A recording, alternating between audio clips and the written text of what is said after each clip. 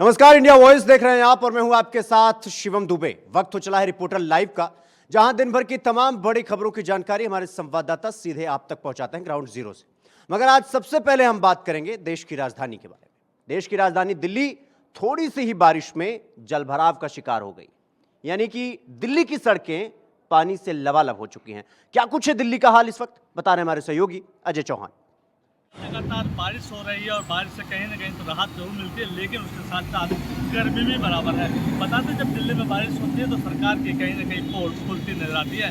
ऐसे में बताते कि जब सुबह बारिश हुई करीब 4 बजे से लेकर सुबह 9 बजे तक लगातार बारिश हुई थी, लेकिन सड़कों का जो हाल था, जो पानी भरा हुआ था, लोगों को निकलना मुश्किल हो रहा था। जगह जगह जल भराव बना हुआ था, गाड़ियाँ पूरी तरह से डूब चुकी थी। लेकिन ऐसे में शासन प्रशासन क्या कर रहा था, क्योंकि लगातार जब बारिश होती है तो कहीं ना कहीं राजनीति भी शुरू हो जाती है।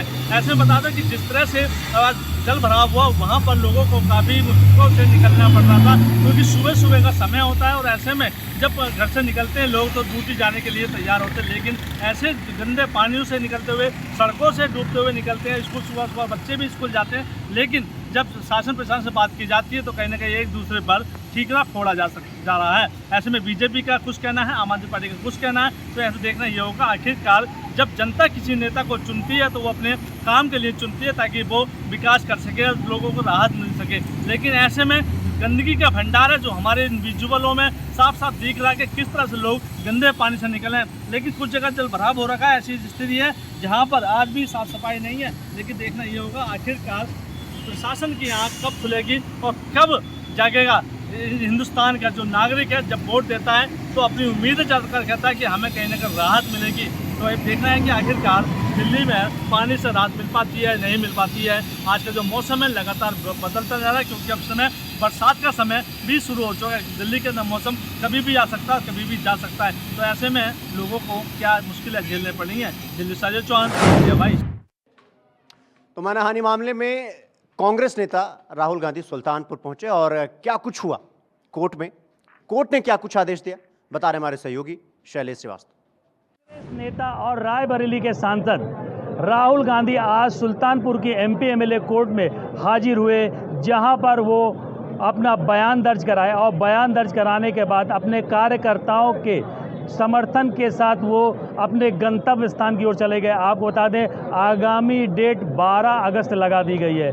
करीब 6 साल पुराने मामले में कर्नाटक विधानसभा के दौरान उन्होंने एक जनसभा के दौरान अमित शाह पर अभद्र टिप्पणी की थी, जिससे आहत होकर सुल्तानपुर के विजय मिश्रा, जो कि उस समय तत्कालीन भाजपा के जिला उपाध्यक्ष थे, उन्होंने एक परिवार दाखिल कराया था, जिसकी सुनवाई लगातार चल रही है। आपको बता दें, सुल्तानपुर की एमपी एमएलए कोर्ट में करीब 20 फरवरी को राहुल गांधी आए थे, जहां पर कोर्ट ने उन्हें 25-25 हज़ार की 2 मुचलकों पर जमानत दे दी थी।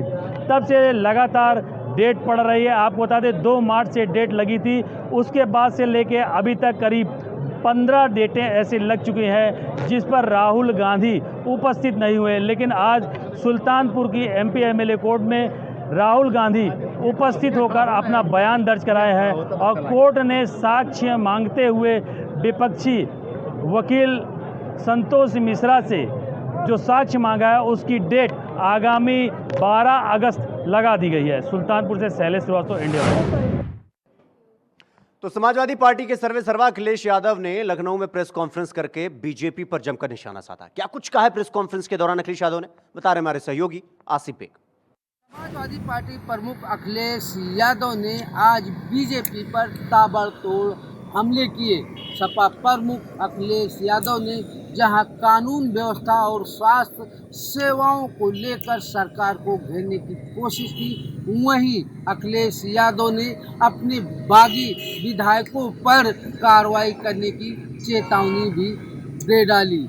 इसके अलावा कई अन्य मुद्दों पर भी सपा प्रमुख अखिलेश यादव ने बीजेपी सरकार को आड़े हाथों लिया। यहां तक कि डिप्टी सीएम केशव मौर्य को मोहरा तक कह डाला। आज सपा प्रमुख अखिलेश यादव ने पार्टी मुख्यालय पर एक प्रेस कॉन्फ्रेंस किया, जिसमें सपा प्रमुख अखिलेश यादव ने कानून व्यवस्था को लेकर सरकार को जमकर घेरा। पुलिसिया कार्रवाई को लेकर अखिलेश यादव ने कहा कि वह हमेशा से ही एनकाउंटर के विरोध में रहे हैं। जिस तरह से फर्जी इनकाउंटर किया जा रहा है, इससे पुलिस और सरकार की छवि दोनों खराब हो रही है। वहीं अखिलेश यादव ने यह भी कहा कि प्रदेश में स्वास्थ्य सेवाएं पूरी तरह से लचर हो गई है, जिस पर सरकार ध्यान देने के बजाय ड्रोन कैमरों से अस्पतालों की निगरानी की बात कह रही है। अखिलेश यादव ने कुकरेल रिवर फ्रंट बनाने के मामले में कहा कि नालों पर क्या कोई रिवर फ्रंट तैयार कर सकता है। इससे तो यही कहा जा सकता है कि सरकार सिर्फ आम जनता को बेवकूफ़ बना रही और अफसर यूपी सीएम योगी आदित्यनाथ के आंख में धूल झोंक रहे हैं। अखिलेश यादव ने बुलडोजर नीति का भी बड़ा विरोध किया, कहा कि आने वाले दिनों में इसका रिएक्शन जरूर देखने को मिलेगा। अखिलेश यादव ने इसके अलावा कई और भी बड़े हमले किए, खासकर डिप्टी सीएम केशव मौर्य के बारे में उन्होंने यहाँ तक भी कह डाला कि वह दिल्ली के लोगों की वाईफाई का पासवर्ड है और वह सिर्फ मोहरे हैं। अखिलेश यादव ने यह भी कहा कि यूपी में सरकार और कुर्सी बचाने की लड़ाई चल रही है, इससे जनता पूरी तरह से परेशान हो चुकी है। अखिलेश यादव ने कहा कि पीडीए ही आने वाले दिनों में बीजेपी को जड़ से सफाया करेगा। अखिलेश यादव ने कई अन्य बिंदुओं पर भी सरकार को घेरने की कोशिश की और कहा कि जिस तरह से समाजवादियों ने देश यूपी का विकास किया था, उसे अब बीजेपी वाले बर्बाद कर रहे हैं। फिलहाल जिस तरह से अखिलेश यादव ने पीडीए फार्मूले पर चुनाव लड़ने की बात कही और बीजेपी पर जमकर निशाना साधा और साथ ही साथ अखिलेश यादव ने अपने बागी विधायकों पर बड़ी कार्रवाई किए जाने के संकेत दिए। ऐसे में आने वाले दिनों में सियासत क्या होगी यह समय ही बताएगा। सहयोगी इसरार के साथ आसिफ बेग, इंडिया वॉइस। वहीं आज कारगिल दिवस के मौके पर पूरे देश में कारगिल विजय दिवस को बड़े ही धूमधाम से मनाया गया है। इस खबर पर विस्तार पूर्वक जानकारी दे रहे हैं हमारे सहयोगी शुभम बोगल।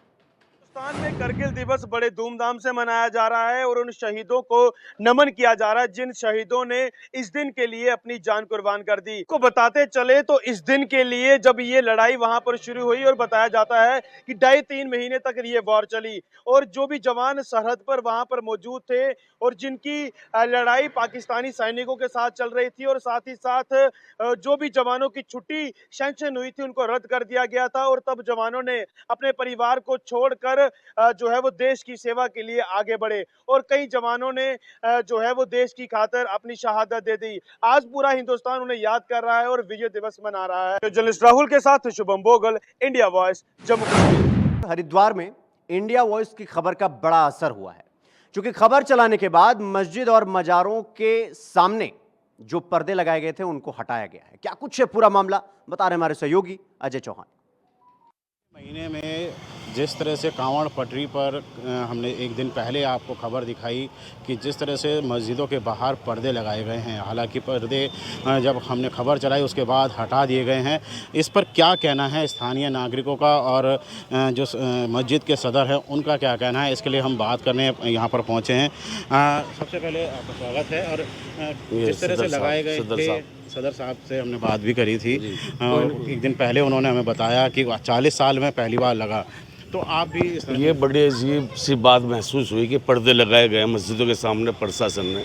जब प्रशासन के ड्यूटी लगी हुई है हर जगह देख रेख करने के लिए, तो एक पर्दा लगाकर इसको ढकने का क्या मकसद है प्रशासन का, ये बात समझ में नहीं। हमेशा से कावड़ यहाँ निकलती है, कभी कोई बात नहीं, सब कावड़ियों का स्वागत करते हैं। कावड़िया भी बड़े प्यार से यहाँ से रास्ते से गुजरता है। क्या आपने कभी देखा था इससे पहले कि कोई कभी आज तक 40-45 साल की उम्र हो गई हमारी, हमने कभी यहाँ अपने मस्जिद को पर्दा से कवर हुआ नहीं देखा।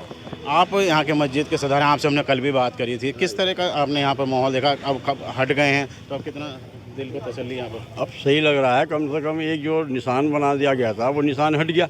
यानी हमारा जो कोतवाली पड़ती है ज्वालापुर, इतना बढ़िया सहयोग करता है प्रशासन, पुलिस महकमा, कि आज तक उनकी वजह से यहाँ हर टाइम ड्यूटी लगा देते हैं, हर चीज़ पर नज़र रखते हैं और हम भी उनका जवालापुर थाने का पूरा स्वागत करते हैं और उनका साथ देते हैं।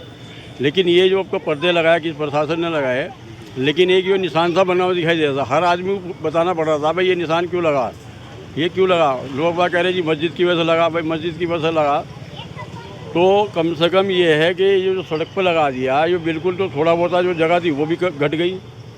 अब ये जिस तरह से अब हट गया है, अब लोगों में किस तरह का रुझान है और अब किस तरह का सहयोग आपकी तरफ से? हमारा सहयोग पहले भी कावड़ियों के साथ था, अब भी कावड़ियों के साथ है और प्रशासन का सहयोग हमारे साथ रहा। हम भी प्रशासन के सहयोग में हैं।